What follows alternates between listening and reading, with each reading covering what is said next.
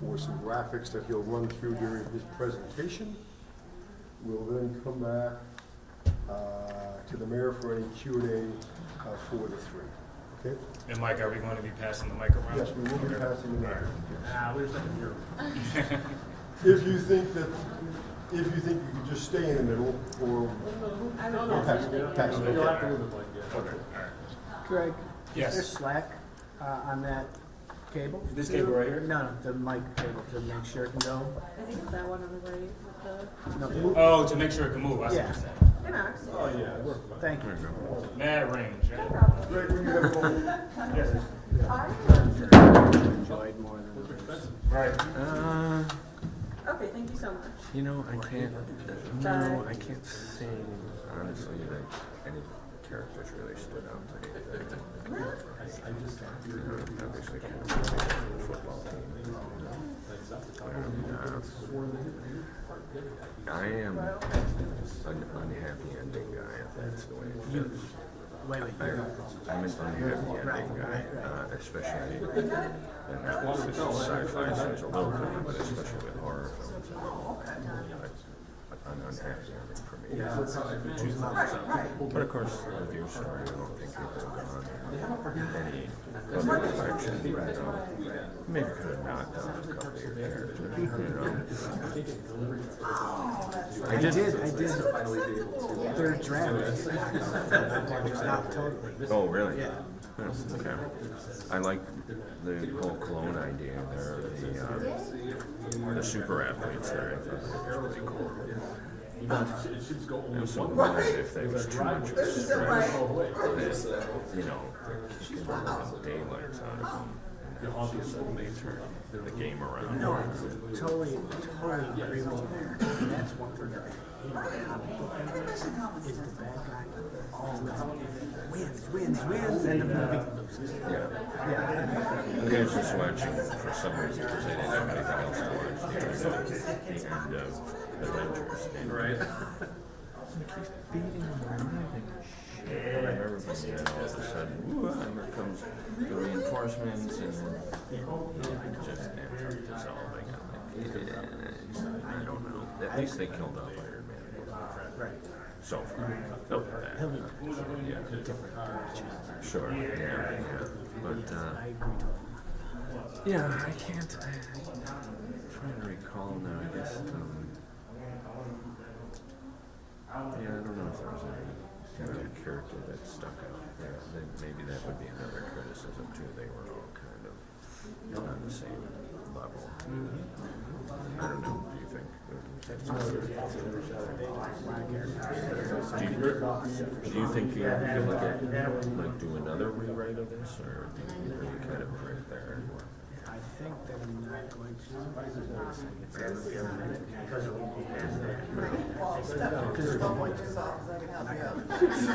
Yeah, right. If you do end up getting something, you gotta knock out a couple of characters because you know that always creates this sort of extra tension. And then even if I feel like you can kind of see what's going to come up at the end, that always goes over each other. You know, I don't know if you've ever seen The Walking Dead. I've seen seasons of it. Early on, and I stopped watching it after. It was good, but it just got to be the same thing. Like that. They knocked off people all the time. They were like characters. They kind of kept watching. You know, it creates that sort of dramatic tension. The good guys are all going to get through, the bad guys are going to Right, for sure. Well, That's like, so we had to make some other. they did just see really cool, and it caused me to go back and read the novella. Are you familiar with H.P. Lovecraft? Yeah. They had very cosmic horror, you know, Guillermo Del Toro apparently started doing a version of one of his novellas at the Mountains of Madness. And about a month or so, they released this test footage that was really cool. It's like one of those things. And it was only like a minute of footage. The quesadillas from my But best. Just I love Del Toro. I just get cheese, Great director. but it's really good. You can get Yeah, chicken. so it was really cool. So it made me What else is mighty sausage? No, just I cheese. have And then you got like a lot of meat sauce on sides. You can get peppers, you can get fajita chicken. But they're just like crust. So I reordered They're it. good. I like making this. Very good, very Yeah, they're good. easy to make up. Just getting the But right. the footage was, I'm never gonna find it. At the Mountains of Madness. That's all. What do you think about that? Like sour cream. How would you put sour cream in the quesadilla before you squished it? We're getting sausages. Yeah, Teachers at the beginning just didn't make it. There's, it's the yeah. Brought everything else. No, I sort of liked it. but we're live But outside it City had, Hall for 5 and 6, so I said that'll be our order. it was so really promoted, really highly touted on a couple of Facebook pages. I know it's great, and then of course. That's the one with Harrison. It's not bad, yeah. It's very different. It was, yeah. I thought, what's his name, the bad guy there? Aaron McCaskey, it's also He was using I just go on Thursday and say $1 for it, that's all. Although, they're all cheap. Rachel's $14. I know. It's good, but. It's not bad. Rachel's is two Ever heard meals of though. Peter Gourmet? It's like value. It's the cousins of Rachel's. It's better. There's like a bunch of them. There's two on Transit now, one in Amherst, one on, in Lancaster, it's closer to There's- one when you were, well, it's Clarence, actually. Oh, There's one. by the Regal on Transit. Oh, They're also building one. Now I don't remember. By like the Whole Foods Plaza on Sheridan. Okay, there's building one there. There's one in the, outlet mall, the factory outlet mall. It's like the food court. In Niagara. Yeah, look at it. Yeah, I find that really cool. 1 minute, everybody, 1 minute. So is it 1 minute. his art? Is the movie I like? like No, it was actual an actual scene must have shot for some reason. No, but I mean, you've seen what you see. 48. You know what? He kind of has more of a feel, and I think from what they Last mic check said. before we roll. Mic check, mic check. Are you good? Do that one more time. 1, 2, 3, 4, 5, The 6. reason Good. they Thank you. first filmed it because it was too close to John Carpenter's version of the thing. He was done a few times. I must not be the only one in there. Antarctic. Look it up. It's very cool. Nate Farr. Hello, everyone. Hello there. Thank you for coming.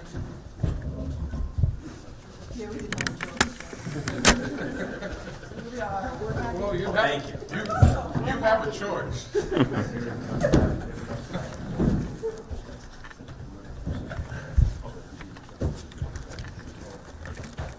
All right, is everybody okay? Are we all set? You all good? Mayor Brown.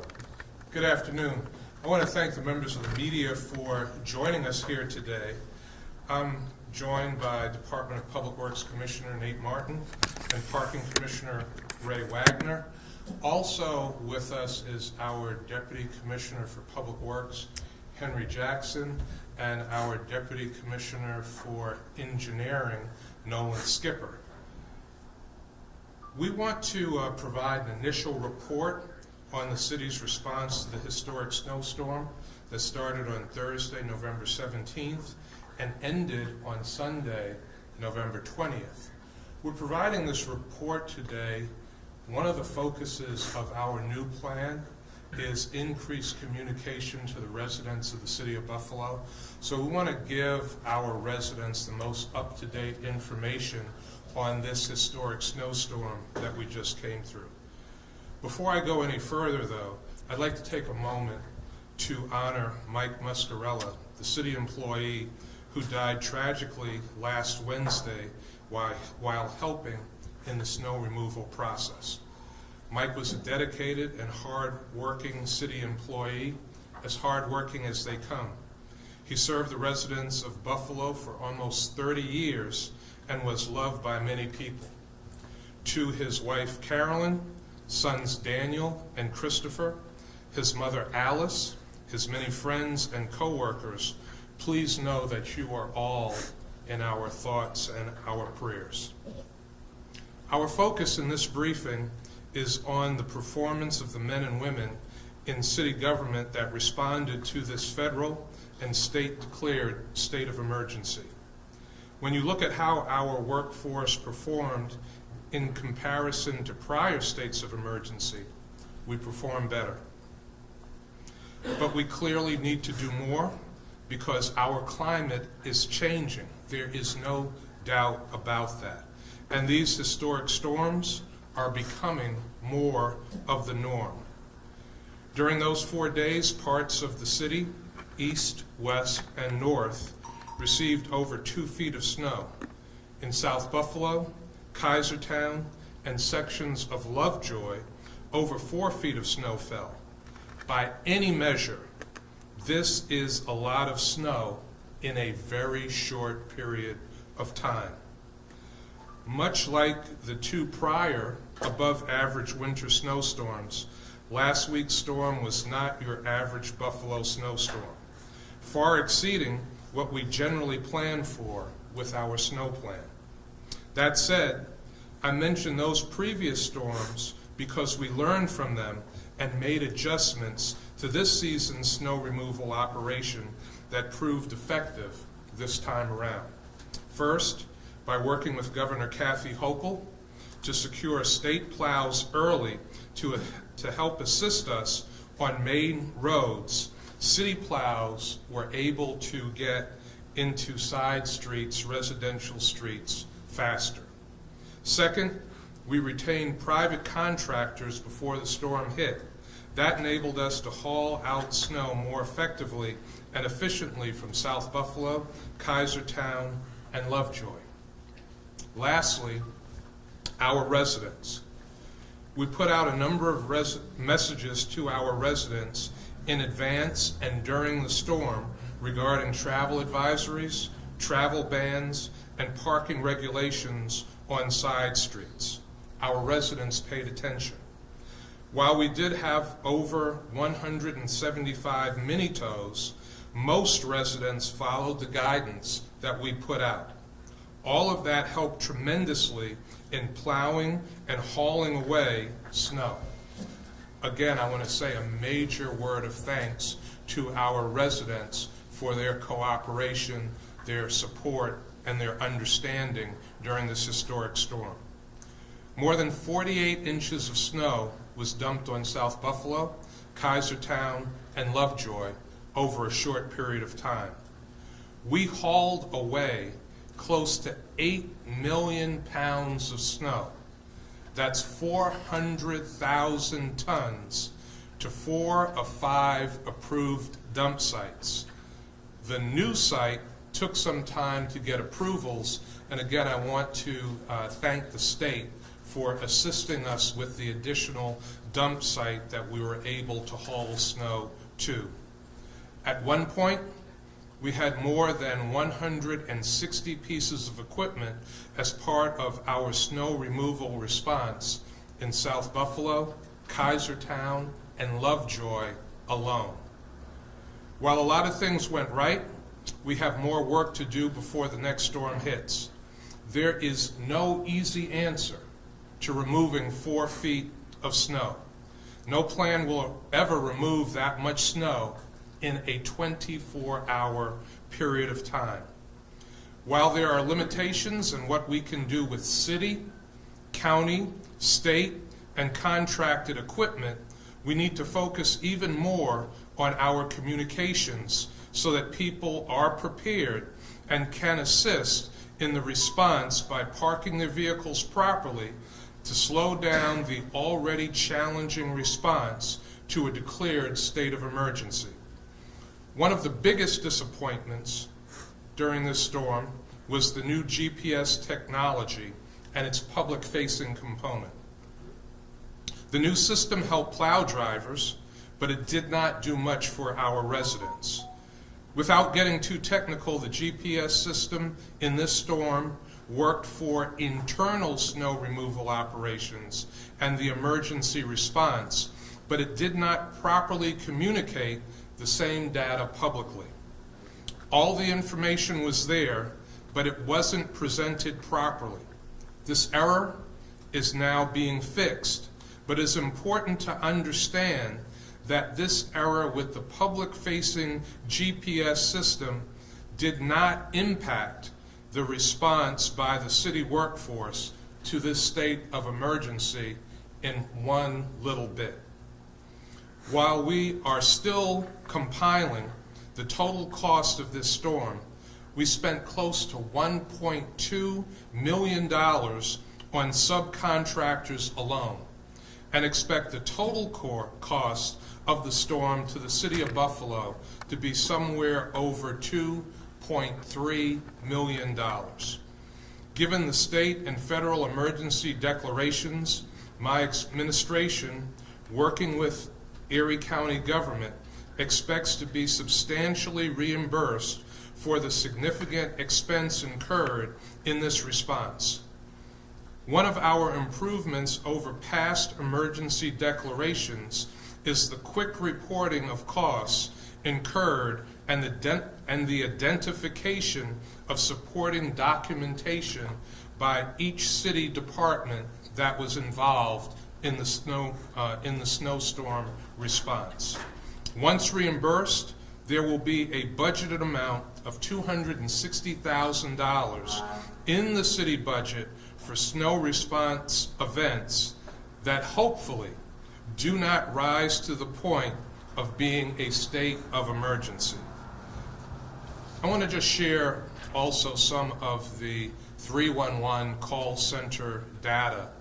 From Friday, November 18th to Wednesday, November 23rd, the city received 4,032 calls. This is more than twice our call response during that period of time. So again, I want to thank our residents for calling, for letting us know about specific issues.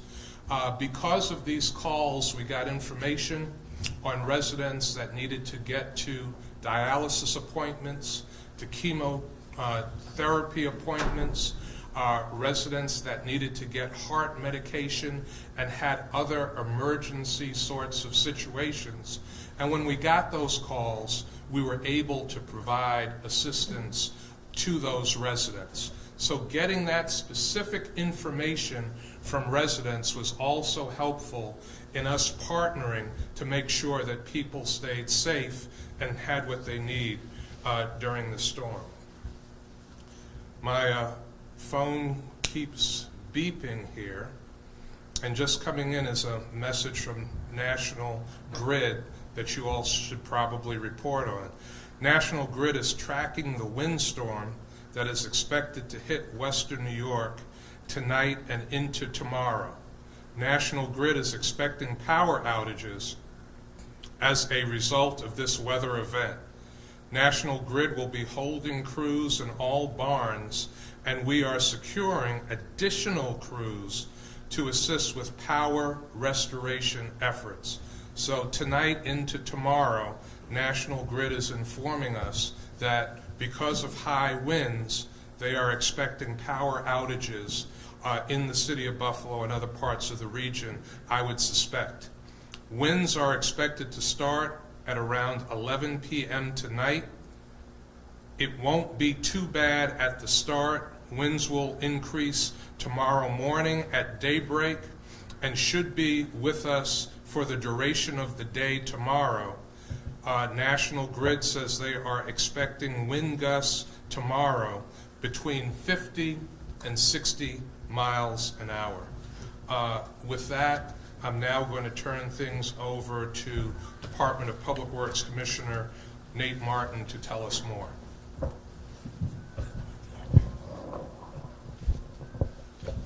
Thank you very much, Mayor. And thanks to everybody for letting us publicly walk through kind of this first high-level overview assessment.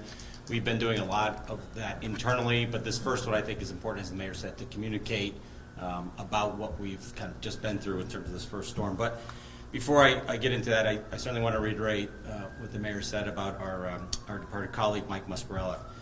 As you know, I'm new to this role, so I'm just getting to know some of the team members here, some of the members of the DPW team, the DPW family, and the City Hall family. But in the short time I've been here, certainly, this past week, to a person, I've only heard the best things about Mike and his role as a friend, as a colleague, and in support of the city. So, he will be sorely missed by all of us. While fighting the storm, we spent a number of days and nights planning the effort of snow removal in South Buffalo.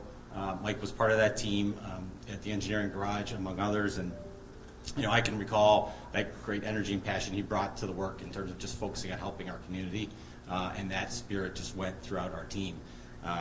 And so, that was his goal was always kind of looking about what are we going to do to help our residents, and what are we going to do to help our own team. In fact, on Tuesday night, the night before, we're sitting there having a planning meeting, and in walks Muskie, as his closest friends refer to him as, with 2 tins of food for us, some chefs, as many of you know him, that was one of his favorite spots. So some rigatoni and some bread to share as we were, again, just working on the plans for everyone else. So that inspiration of looking out for others in our community and our team is something that I'll carry with me as well. So thank you for that moment. Now to the overview, I just want to walk everybody briefly through the last 1.5 weeks. As the mayor mentioned, as we know, the historic storm hit the city really 3 different times. On Thursday night, broadly covered the entire city, shifting south and settled over South Buffalo, Kaisertown, Lovejoy, and the southern parts of the city, and the suburbs as well. It then moved back north, deposited snow again before moving out of the city north, settled there for a little bit, and then came back down one more time through the course of Saturday evening to Sunday morning. So 3 different elements of snow, and the last one really ending Sunday in the middle of the night. So all told, 1 to 2 feet across a majority of the city, and then that 4 feet at the highest parts, over 4 feet in those areas that were hardest hit. So the storm, that storm brought an approach, almost 2 separate approaches really from our perspective as a DPW and a clearing of the city. With a height of 4 feet, it's just not possible to plow, and especially with the weight of that snow. So anything that had that 3 to 4 feet level, again, South Buffalo, Kaisertown, Lovejoy, we mentioned those areas, we went into that snow removal stage. The rest of the city, 1 to 2 feet, it is still a significant amount, but it came in waves, so it allowed us to use it, kind of I'll call it a normal snow clearing process, snow plows and moving snow as opposed to hauling it. We did have to haul in some areas, dead ends, and some other things where piles were, but that was really 2 different approaches. So north, east, and west, 1, and then south was the second. So just so we're on that same page. In terms of that leading up to the storm, and I'll reiterate what the mayor said as well, like our planning leading up to this, I think really helped us to be more effective. Certainly the cooperation and coordination with the government entities that we work with, the county and the state, having those crews be on their beats allowed our team, our DPW team, to move off and be on the side streets. Our engagement with contractors, we had 60 pieces of equipment initially lined up for that first day of storm, well ahead of what we've done in the past, but we knew that we were going to need that equipment to help certainly those places that were hardest hit. That equipment, when we brought it in initially, according to the forecast, we had identified to spread across the city evenly. So we did that initially on Friday, and then once we really focused on where the storm was, we really allocated those resources. So we did that throughout the course of the storm, always adjusting where we had resources and moved those to the areas that were hardest hit. So that was a big win, in terms of kind of how we approached the process of the storm. And again, redistributing as we needed. And those elements, along with our DPW crew itself, their work pre-salting on Thursday night and then continuing throughout the storm, allowed us to get into those residentials quicker than we have in the past. And I know that is a stated goal of our snow plan this year. In terms of the overall response in snow plowing, and I'll go to that first slide. Great. We had over 50 pieces of our equipment throughout the city, DPW, streets and sanitation, engineering, and parks, all those pieces of equipment, and as well as some cooperation and coordination with real estate. All that equipment was out and about on the streets working for the city, again, pre-snowfall, pre-first flake on Thursday, and at varying times in other parts of the city clearing what we needed to clear. So kudos to the DPW team, the men and women there who were battling it from the get-go. And a special thanks to Deputy Commissioner Jackson and all the employees of that group. In terms of the snow removal, we'll go to the next slide. That was in the southern parts of the city where we had that 3 or 4 feet of snow. We had between 60 and 162 pieces precisely, pieces of large equipment, dump trucks and high lifts working in those areas in the southern parts of the city. Again, that process was a planful process. We met early in the morning, planned what we would do that specific day, distributed crews to remove and haul, met later in the day, always had updates continually from that, readjusted and set plans for the next day. So trying to balance removing the snow across those regions that were hardest hit with the multiple number of equipment that we had. Our 5 contracting equipment were contractors with their equipment was supplemented by 11 different agencies that New York State brought in. So again, our partnership with them was strong from the beginning, and they helped facilitate other resources that kept increasing the amount of equipment that we were able to use in our area. Again, Lovejoy, Kaisertown, and South Buffalo. The first phase of the response, and we talked about this a little bit, was that punch through. So I was on the streets deep into the evening, Sunday evening, 2:30, 3:30, driving around South Buffalo off of South Park and Downing, and realized the significance of what it was. So just being there, you can talk about it, but when you're in the mix, driving down those side streets that are just 2 lanes, it really focuses your efforts. So that first piece of it, from our standpoint, was this accessibility from a safety, life safety access perspective. So the first pass was that punch through, getting an access through those side streets. That was important. It didn't mean it was a clear street. It didn't mean it was pretty all the time, but we just needed that access first. We transitioned, once we had those completed, to a phase 2, which was a removal. So we would remove from a car to the other side of the street, or maybe the whole width of a street if it was available. And that was a longer process, multiple days. Again, we started that on Friday, immediately after the snowfall, with some of our contracting equipment. And that went through the entire week. Through Wednesday, of course, prior to the holiday, we took that pause as a team and then started back up Friday morning at 7 a.m. That removal went into the evening, Saturday morning, sometime between the hours of 2 a.m. and 7 a.m. Saturday was when we pulled back on all those resources. We had kind of gotten the majority of it, and then transitioned to the DPW team for anything else. So again, that 24-hour operation is what we put in place. We had that ahead of time, and certainly implementing it really helped speed the removal of snow. Maybe not as fast as everybody would have wanted to in their specific street. The amount of equipment that we need to hit every street all at once is not, it's just not possible to have that as a city. So, we had a planful approach, and we certainly wanted to move as quick as we could to get to those side streets. In terms of that team, again, Deputy Commissioner Jackson, our Deputy Commissioner of Engineering, Nolan Skipper, and Don Polino, our Senior Operations Engineer, thank them for their leadership in that. In terms of hauling snow, our next slide. We removed and hauled to multiple locations across the city. We had 4 that we moved to initially, and then we added a 5th one with Furman Street in cooperation with the state. So those 5 is where we deposited the snow, including a kind of an on-the-spot call as it related to Kaisertown to use it in Hope Park parking lot. The need of that residence and the proximity of it was something that we did as well. So all told, when we look at the hauling, and we'll do that next slide, as the mayor said, about 400,000 tons of snow. And that equates to a football field. So you can think of a Highmark State football field, 1,088 feet tall, covered with snow, just straight up. So that's the volume of snow that we actually removed from the streets of those areas in the hauling.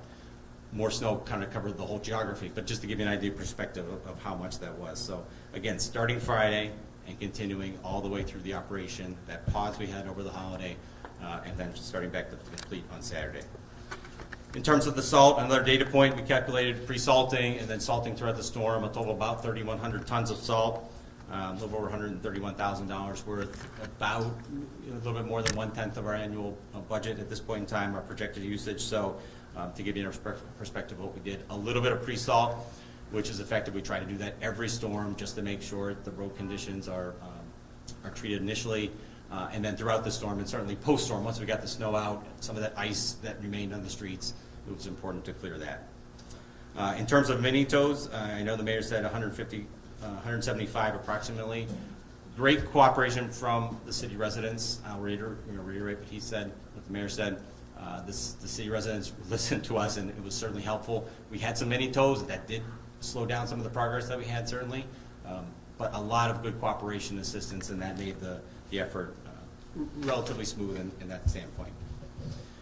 In terms of, kind of my overall assessment of where we're at, we got to the side streets quicker, as we know, as we've talked about.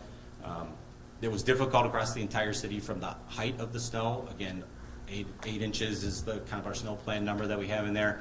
So that height of snow, it gave us a little different approach in the waves of snow that hit the city, so we were able to move into them quicker. The rate of snow, even if you went down the street to 3 or 4 or 5 inches of snow an hour, in an hour you might not think of a plow went down your street or we got to it. So there was just a lot of snow. But I think that forward-thinking effort, the joint cooperation with the city and the county and the state and our private contractors was effective in that process. Removal, the approach that we had in terms of the cooperative approach with the state and private contractors, again, being up front, getting in front of it, I think was helpful to have that process of clearing the snow. We had a planful approach that went well in terms of the strategy we put in place. Again, we understand people would want us at their house immediately, and we had a planful approach to work as fast as we could for everybody. The GPS, as the mayor said, we all wish that would have gone better. Certainly the mayor does, I do, the public does. There's no doubt there. It was functional throughout the system, but again, as the mayor said, it was not as functional. It didn't provide the right data. So we identified a number of issues already. We've been working on it daily since the issues came up with our third-party vendor and internally. We've had some mapping issues, which I won't get into the technical details, but involves how the GPS reports. Some of those mapping issues have been straightened out. We continue to update those. Some of the units themselves are sporadically going in and out, so we've got reports, daily reports that we can see, that we can get that show when a unit pops out of communication and when it pulls back in, so we're looking at those now. And then a few of the units at some point in time became non-functional, so we're going back between our crew and our vendor, we're actually looking at all the units. So the mayor asked that, once some of these issues came up, that we put together a task force. He asked me to put that together, and we already have that in place and are looking at that. Regular communications on a daily basis, multiple communications this morning with our vendor to try to get this system right. Our goal is to have everything fixed by the next snowstorm. Hopefully that's a bit away, but certainly we want that system to show what we're doing and be accurate in terms of the information it's providing to the community. That was the reason why we have it in the first place, and we want that transparency. I think the other piece that went well, the driving bans and advisories, we had a lot of thought about that internally to put those in place when appropriate, shift from a ban to advisory when it made sense. Those were very helpful in terms of the removal process.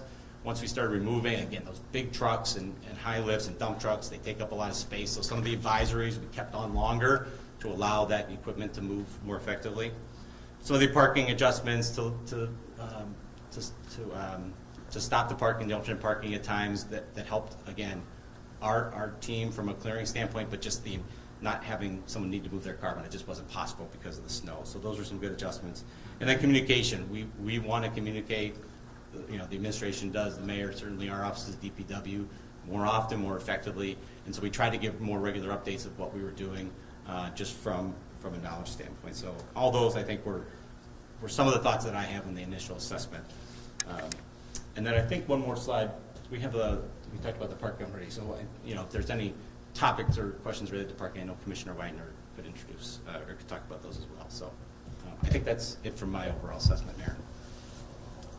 Thank you very much, Commissioner Martin. So we'll open up for any questions that the media has at this time for myself, Commissioner Martin, or Commissioner Wagner. What's a mini tow?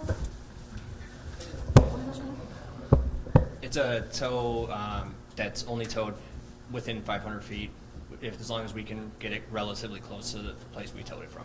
Gotcha, okay. And then with fixing the GPS, is there a cost associated with that, or does that come with the vendor?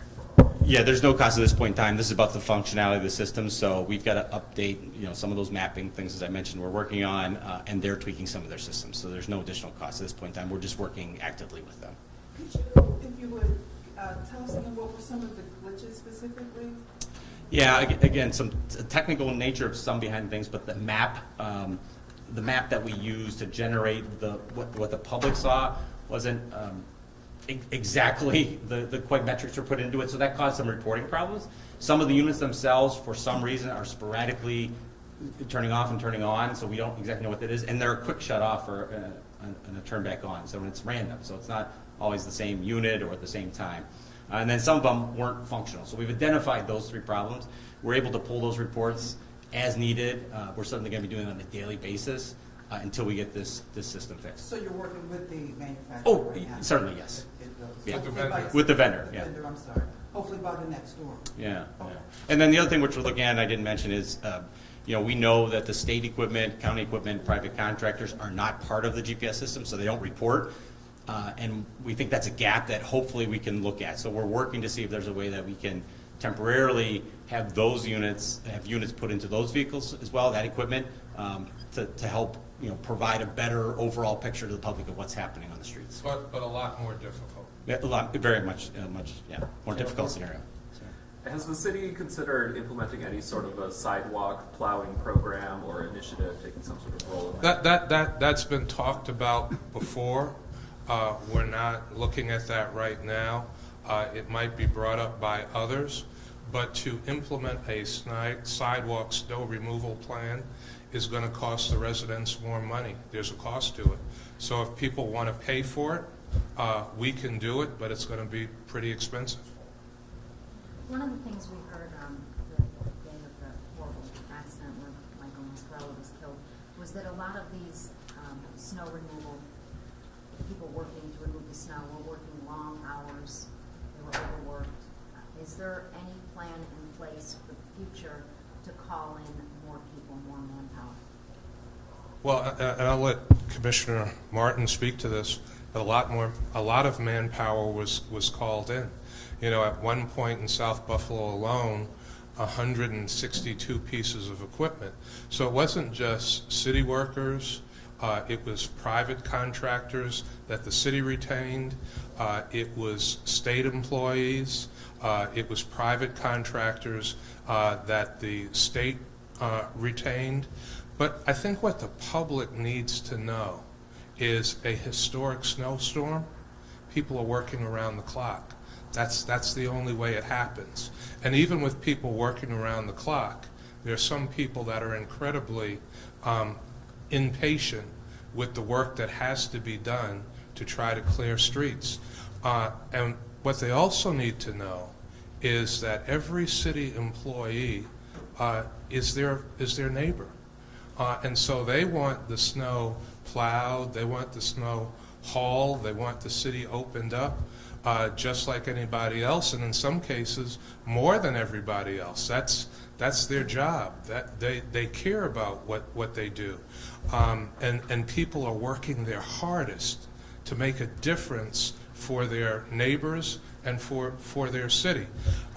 So one of the things that Deputy Commissioner Jackson does is really understand that people need to get some rest during storms like this. And so while people are working long hours, in some cases working around the clock, we know that we have to give them some downtime so that they are functional.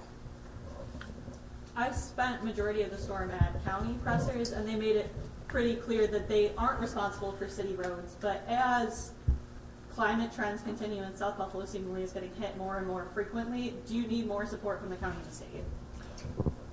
Well, we got significant support from the state. And we did get support from the county. The county did provide us assistance and support.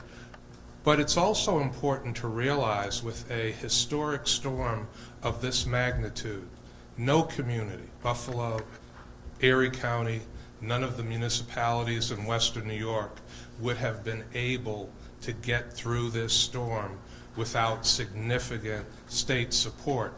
And the plowing situation, the hauling situation in Buffalo is more challenging than it is any place in western New York.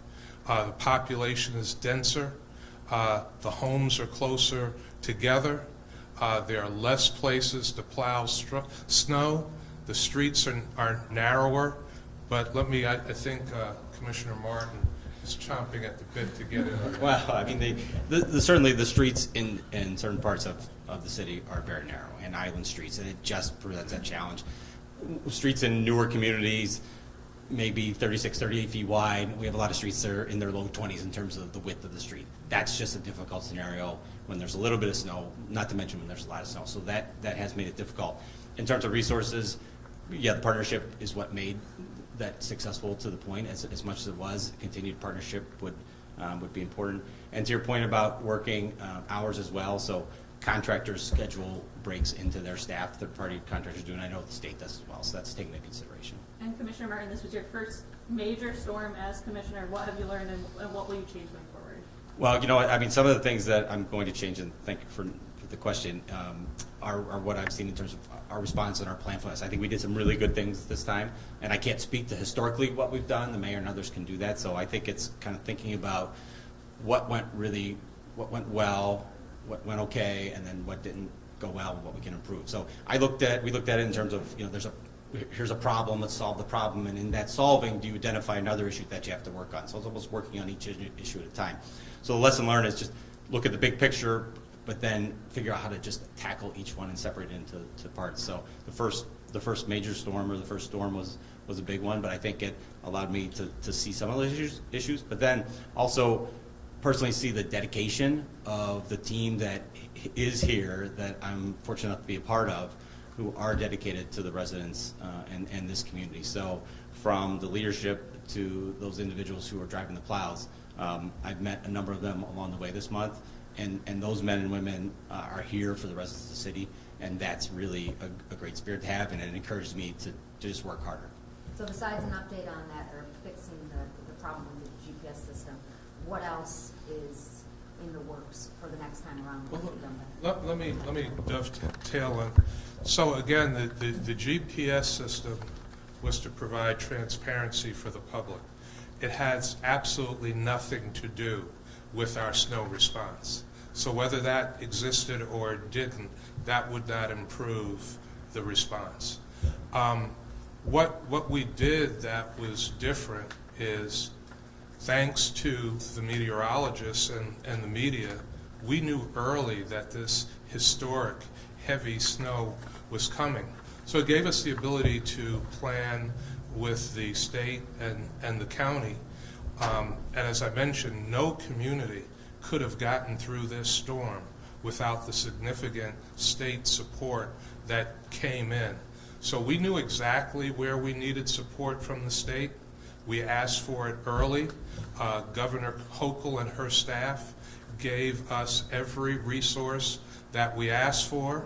So state support early, particularly in super heavy snowstorms, is absolutely essential. We got that. That was an improvement. That gave us the ability to get into residential streets more quickly, which was in our snow plan.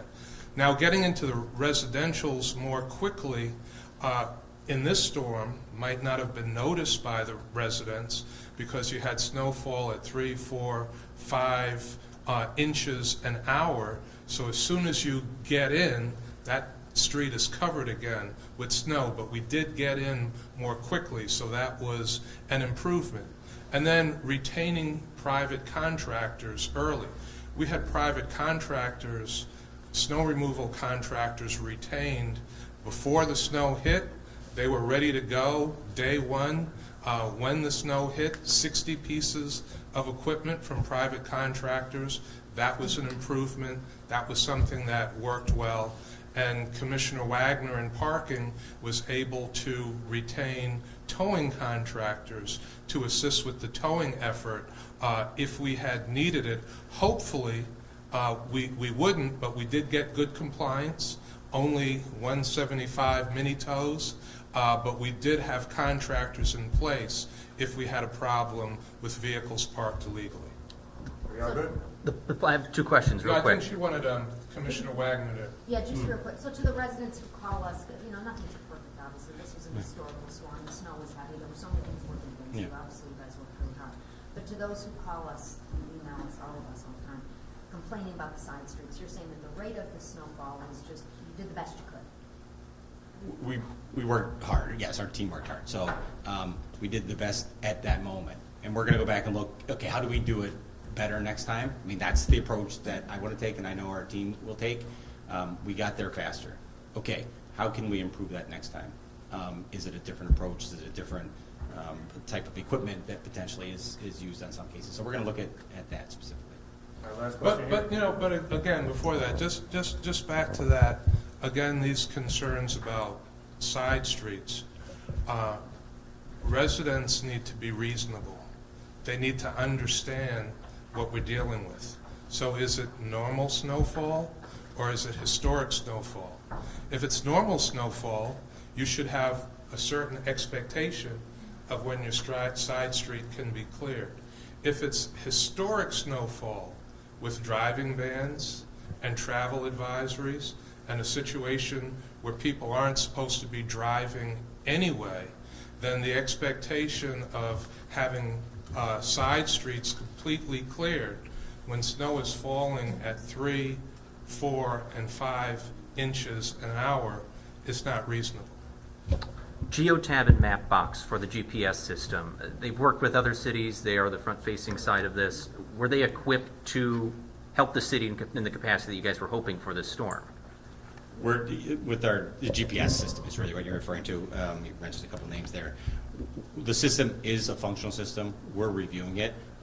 It did report data. Was it actually accurate? Not all of it. Some of it was accurate. So I think the assessment that we're taking is where do we stand right now and how can we work on improving it? At this moment in time, that's kind of our goal. How can we get that to be highly functional? If 100% is the goal, obviously, by the next storm.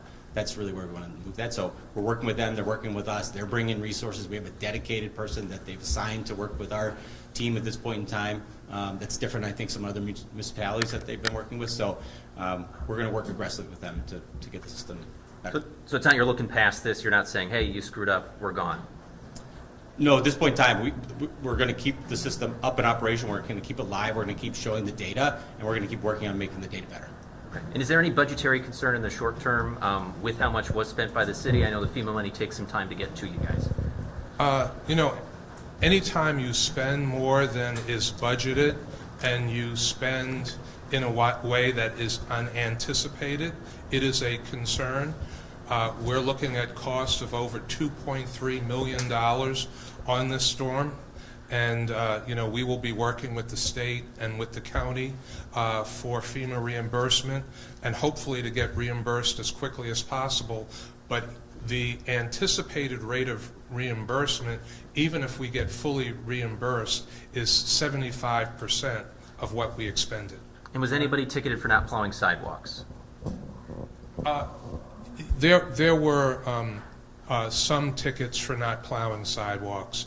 What we did in this case was we issued written and verbal warnings trying to get compliance by going to businesses and in some cases going to residents in areas that were very challenging for the public and notifying them that the sidewalk needed to be clear. Warning for the first storm in that sense. Warning was our first priority, and in some cases with businesses, some of them were ticketed. Thanks, everyone. Thank you. Thanks, Jason.